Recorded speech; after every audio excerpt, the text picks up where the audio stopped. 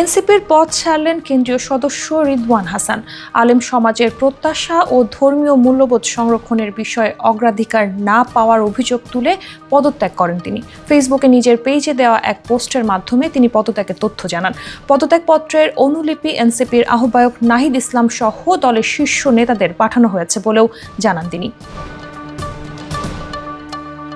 পদত্যাগপত্রে তিনি বলেন, ২৪-এর গণ অভ্যুত্থান ছিল বাংলাদেশের রাজনীতিতে একটি ঐতিহাসিক মাইলফলক, যেখানে সাধারণ আলেম সমাজ বৈষম্য বিরোধী ছাত্র আন্দোলনের সঙ্গে সংহতি জানিয়ে কাঁধে কাঁধ মিলিয়ে এক অভূতপূর্ব দৃঢ়তা নিয়ে সামনে এসেছিল। আমি সেই ইতিহাসের অংশ হিসেবে জাতীয় নাগরিক পার্টির সূচনা লগ্নে যুক্ত হতে পেরে গর্ববোধ করছি এবং কৃতজ্ঞতা জ্ঞাপন করছি।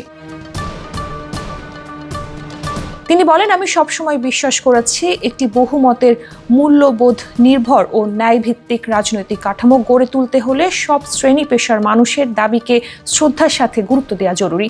বিশেষত ২৪-এর গণ অভ্যুত্থানে ৮০-এর অধিক জীবন উৎসর্গকারী শহীদ আলেম ওয়ালামা ও মাদ্রাসা শিক্ষার্থীদের স্বপ্ন ও আকাঙ্ক্ষার প্রতিফলন ঘটানো আমাদের নৈতিক দায়িত্ব।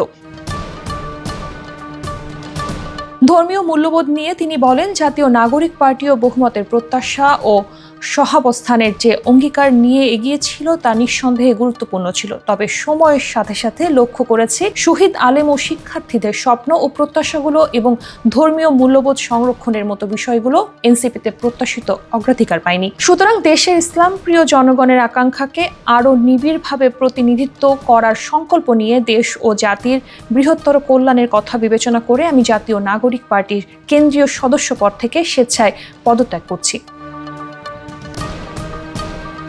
পাশে থাকার প্রতিশ্রুতি জানিয়ে রিদওয়ান হাসান বলেন, আমি ভবিষ্যতে জাতীয় নাগরিক পার্টির কল্যাণ ও সাফল্য কামনা করছি এবং দেশের সার্বিক কল্যাণে যে কোনো ইতিবাচক প্রয়াসে পাশে থাকার প্রত্যয় ব্যক্ত করছি। এনসিপির উত্তরণ ও কল্যাণের জন্য আমার আন্তরিক শুভকামনা রইল। আল্লাহ আমাদের সবাইকে ন্যায় ও কল্যাণের পথে পরিচালিত করুন।